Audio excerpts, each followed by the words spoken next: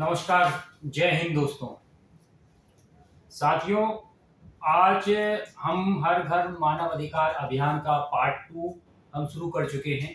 और ये जो पार्ट 2 है हमारा, ये 28 राज्यों में ये हम शुरू करने जा रहे हैं। पार्ट 2 को, पार्ट 1 की सफलता आप लोगों के समक्ष थी। पार्ट 2 में बहुत से लोगों को न्याय मिला, मानव अधिकार जागरूकता फैली। अब हम पार्ट 2 में क्या करना चाहते हैं, जैसे कि मैंने आपको बताया था कि पार्ट 2 का उद्देश्य जो है, उसका उद्देश्य ये रहेगा कि हम हम पहले क्या है, मानव अधिकार जागरूकता के अंतर्गत जो हमने हर घर मानव अधिकार अभियान चलाया था, जून से चलाया था जो वो अभियान, वैसे तो हमारा 15-16 साल से लगातार मानव अधिकार जागरूकता चल रहा है। तो उसके तहत हमने क्या किया था कि लोगों के घर घर तक गए थे, उनकी समस्याएं सुनी थी और उनको अपने साथ जोड़ा था और उनकी समस्याओं का हल किया था।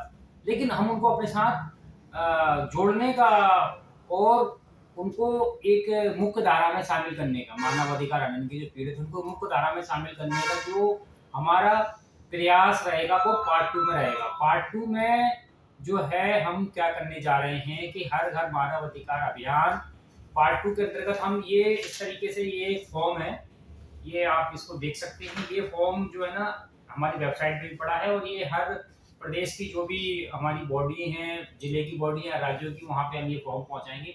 तो इस फॉर्म के अंतर्गत क्या है कि पार्ट 2 में 8-10 पॉइंट रहेंगे, जिसपे कि हम हर घर जाकर जो भी मानव अधिकार हनन के पीड़ित हैं उनसे हम शिकायत ले सकेंगे।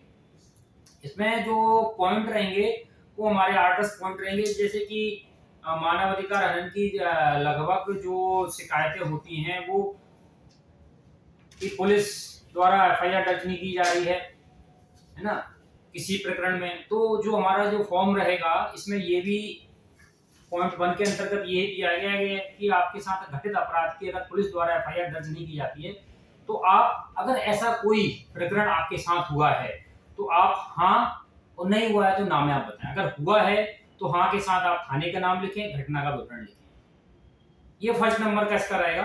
सेकंड जो हमारा रहेगा, उसमें लोगों से जाके हर घर मानव अधिकार अभियान के अंतर्गत पूछेंगे। सेकंड में ये इस फॉर्म के अंतर्गत इसमें लिखा हुआ है कि क्या आपसे किसी सरकारी विभाग में कार्य करने के बदले में कोई रिश्वत मांगी गई है। मतलब कि जैसे कि अधिकतर आप देखते हैं कि ज्यादा से जो हमारी मतलब कि बहुसंख्यक जनता है वो किसी न किसी सरकारी काम के लिए सरकारी विभागों में जाती है, अपने भूमि का रजिस्ट्री कराने के लिए जाती है, कभी नामांतरण के लिए सरकारी विभागों के पास जाती है, कभी राशन कार्ड बनवाने के लिए सरकारी विभागों के पास जाती है, कभी अपने जो मूल निवासी प्रमाण पत्र है, कभी अपने जाति प्रमाण पत्र है, आय प्रमाण पत्र है, बहुत सारी ऐसी चीजें होती हैं।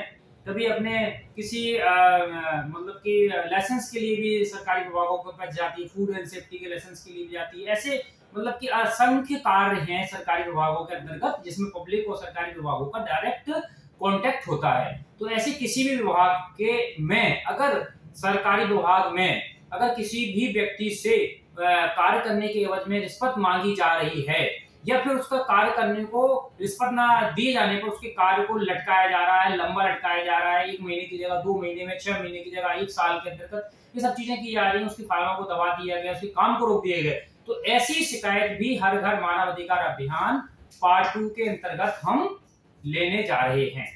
ठीक है। तीसरा नंबर है जो हम पूछेंगे इस फॉरम के अंतर्गत, हर घर मानव अधिकार अभियान में जो फॉर्म है, इसमें जो तीसरा नंबर जो हमारा है उसमें हम पूछेंगे कि क्या आपके साथ सरकारी या प्राइवेट अस्पताल में मनमानी की गई है या उचित उपचार नहीं दिया गया। अक्सर आप देख रहे हैं कि भारत में छोटे से छोटे जिलों में भी अब सरकारी अस्पताल जो हैं वो, उनकी व्यवस्थाएं आप देख ही रहे हैं कि उसमें कितनी लेट लैट्रिटी होती है। तो उसके स्थान पे आज की डेट में प्राइवेट अस्पतालों ने ले लिया है और प्राइवेट अस्पतालों में इतनी मनमानी चल रही है, इतनी मनचाही फीस वसूल रहे हैं और उनकी कईयों शिकायतें हमारे पास आती हैं। दिल्ली में भी हमारे पास आई, कई में हमने उनके खिलाफ कार्रवाई भी करवाई है। और प्राइवेट जो अस्पताल हैं वो व्यवसाय का केंद्र बन चुके हैं, ये सबको ही मालूम है। तो इस सबसे ज्यादा हम देख रहे हैं कि अस्पतालों के अंतर्गत भी, प्राइवेट या सरकारी अस्पतालों के अंतर्गत भी कई ऐसे मानव अधिकार हनन की पीड़ित आए, बोले कि साहब हमारा हम गए अस्पताल में, हमारा जायज इलाज था, इलाज नहीं किया गया, इलाज के अभाव में हमारा मरीज दम तोड़ दिया, है ना, उसका इलाज हो सकता था, डॉक्टर साहब नहीं आए। प्राइवेट अस्पतालों में ये होता है कि फीस हमने उचित नहीं दे पाई तो हमारा उचित इलाज नहीं किया गया, उल्टा इलाज कर दिया गया। कभी ऐसा भी होता है कि डॉक्टरों की लापरवाही से मरीजों की जान जा रही है।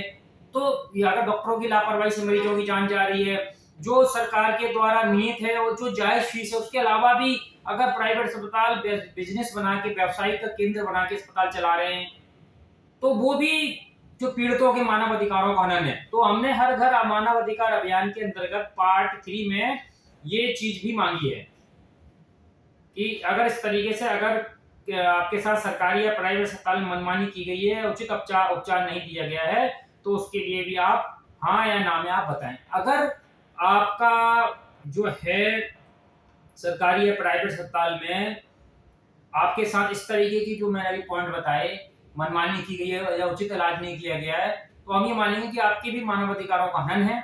उसके संबंध में भी आप हमें अस्पताल का नाम बताएं एवं घटना का विवरण दें।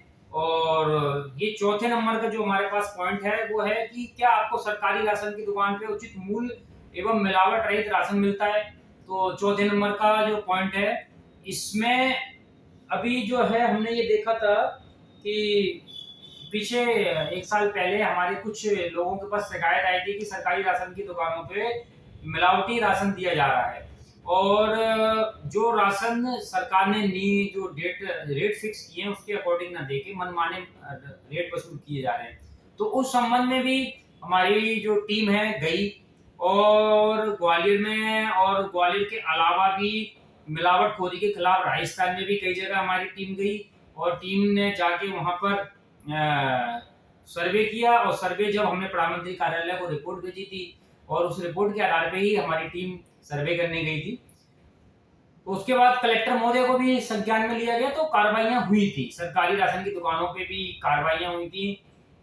और जो भी गोदाम है, जो भी मंडियां हैं, वेयर हाउस हैं जहां से राशन आता है, वहां पर भी देख रेख हुई थी फूड विभाग की निगरानी में।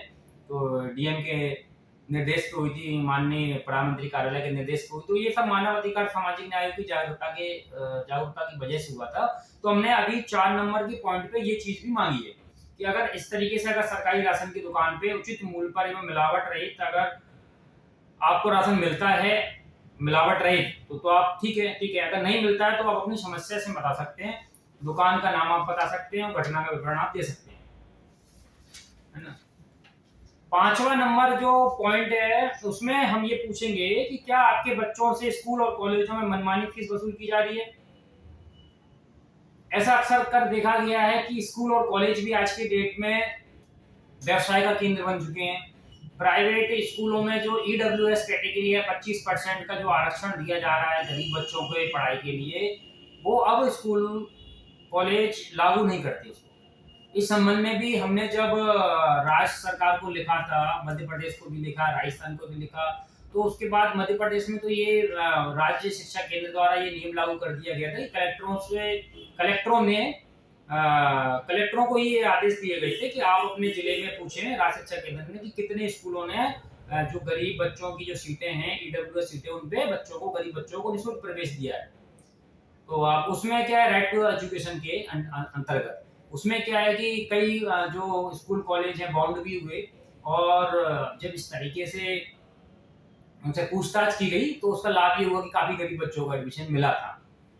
और इसके अलावा भी इसमें क्या है कि कुछ स्कूलों ने फीस बढ़ा दी थी, तो उस पर भी ग्वालियर में हमारी जो माननीय आदरणीय कलेक्टर महोदय हैं उन्होंने निर्देश भी जारी किए थे। कुछ स्कूलों पे डीपीएस है और भी कुछ स्कूल थे, उनके ऊपर निर्देश भी जारी किए कि आपने जो फीस नहीं बढ़ाई इसे कम किया जाए, तो वो भी कम हुई थी, है ना। तो इस तरीके से कि अगर आपका बच्चा किसी स्कूल और कॉलेज में जा रहा है, वहां से मनमानी फीस वसूल की जा रही है, तो उसके संबंध भी पॉइंट नंबर 5 में हमारे कार्यकर्ता आएंगे, हमारे पदाधिकारी आएंगे, आप उसको पॉइंट आउट करके दे सकते हैं।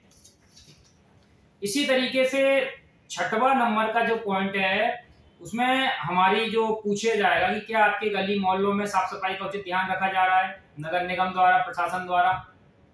तो इसमें भी आपको यदि रखा जा रहा है तो ठीक है, नहीं रखा जा रहा है तो अपने मोहल्ले का नाम, घटना का विवरण दें। ठीक है, क्योंकि अधिकतर देखा जाता है कि साफ सफाई के अभाव में डेंगू फैलते हैं, मलेरिया फैलती हैं, कई ऐसी बीमारियां फैलती हैं जिससे व्यक्ति के जीवन का ह्रास हो जाता है, व्यक्ति का जीवन समाप्त हो जाता है। तो आर्टिकल 21 के अंतर्गत प्राण और दैहिक स्वतंत्रता का जो संरक्षण है उसमें राज्य सरकार की जिम्मेदारी बनती है कि राज्य के जो भी नागरिक हैं उनके स्वास्थ्य की रक्षा, उनके जीवन की रक्षा के लिए प्रतिबद्ध रहे। तो अगर साफ सफाई नहीं होती है उस तरीके से बीमारियां फैलती हैं और लोग बाग डेथ कर जाते हैं या बीमार होकर रोगग्रस्त हो जाते हैं, तो ये भी मानव अधिकारों का हनन है।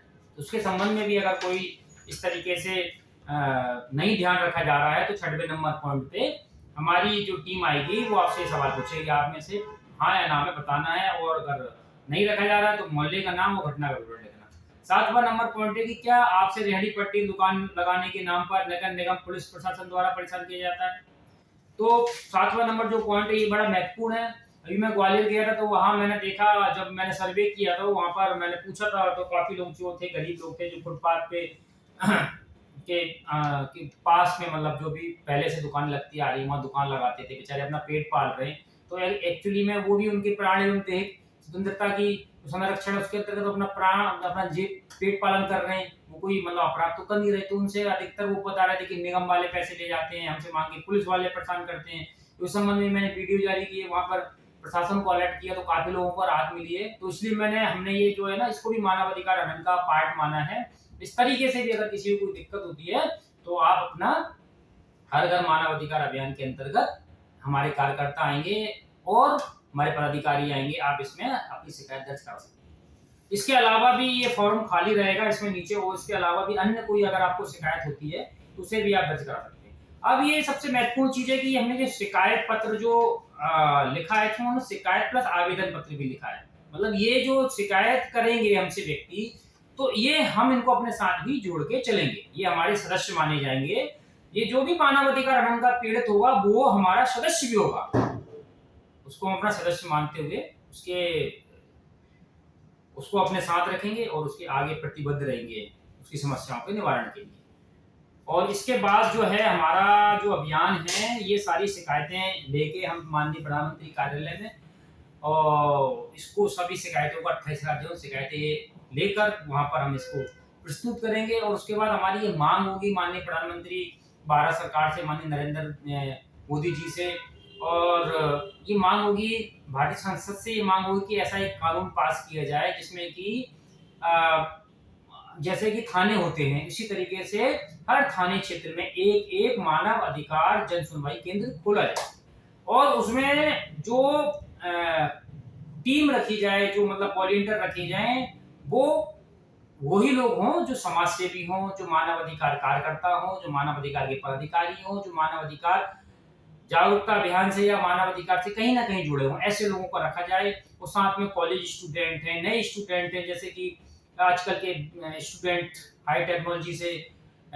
बीटेक हैं, एमबीबीएस हैं, इनको भी आउट कुछ समय के लिए इनकी भी सेवाएं सरकार ले सकती है। इससे थोड़ा सा बेरोजगार लोगों को भी थोड़ी सी सहायता मिलेगी, स्टूडेंटों को भी कुछ सहायता मिलेगी, और साथ में हर घर मानव अधिकार अभियान के अंतर्गत जो हम जन सुनवाई केंद्र खोलेंगे तो उससे क्या होगा कि जो भी शिकायत आएगी जनता से, वो डायरेक्ट हमारी जो मानव अधिकार जन सुनवाई केंद्र है वो उस पर रिसर्च करेगा, वो उस शिकायत पे एनालाइज करेगा, विश्लेषण करेगा, और खुद हमारी टीम जाके संबंधित विभाग से शिकायत के संबंध में बात करेगी और शिकायत का निराकरण करवाएगी। अभी क्या होता है कि सीएम हेल्पलाइन में या राजस्थान सरकार के जनसंपर्क पोर्टल में कोई भी शिकायत हम भेजते हैं, हम यहाँ से प्रधानमंत्री कार्यालय में शिकायत भेजते हैं, प्रधानमंत्री कार्यालय राज्य सरकारों के ऊपर ये दायित्व सौंपती है कि इन शिकायतों का निवारण करो। तो राज्य सरकार क्या करती है कि उनके खुद के पोर्टल होते हैं, उसके तहत वो अगर पुलिस से संबंधित शिकायत है तो थाने में पहुंचा दिया, बिजली विभाग से संबंधित शिकायत है तो बिजली विभाग में पहुंचा दिया,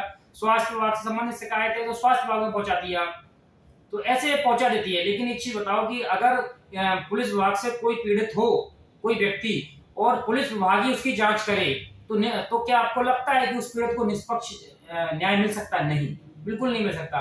अगर कोई बिजली विभाग से पीड़ित है और बिजली विभाग के ही अधिकारी उस शिकायत की जांच करे तो क्या उसको न्याय मिल सकता है? कभी नहीं मिल सकता। तो हमारा मानना ये है कि मानव अधिकार जन सुनवाई केंद्र खोल के मानव अधिकार सरकार मानवाधिकार जन सुनवाई केंद्र खोल के उसमें ही ऐसे वॉलंटियर, ऐसे वकील, ऐसे रिटायर्ड पुलिस अधिकारी, ऐसे नए लड़के जो योग्य हैं उनको रखे, वो खुद शिकायत का एनालाइज करें, वो खुद समझें, जाके विभाग से बात करें। अब जैसे पुलिस की कोई शिकायत आती है हमारे पास और हमारा मानवाधिकार जन सुनवाई केंद्र खुला हुआ है, तो हमारी टीम खुद जाएगी पुलिस विभाग के पास कि ये जो शिकायत आई है, इस ये व्यक्ति कह रहा है कि अमुक व्यक्ति ये कह रहा है कि मेरी एफआईआर दर्ज नहीं करी गई, पुलिस ने मेरे साथ दुर्व्यवहार किया।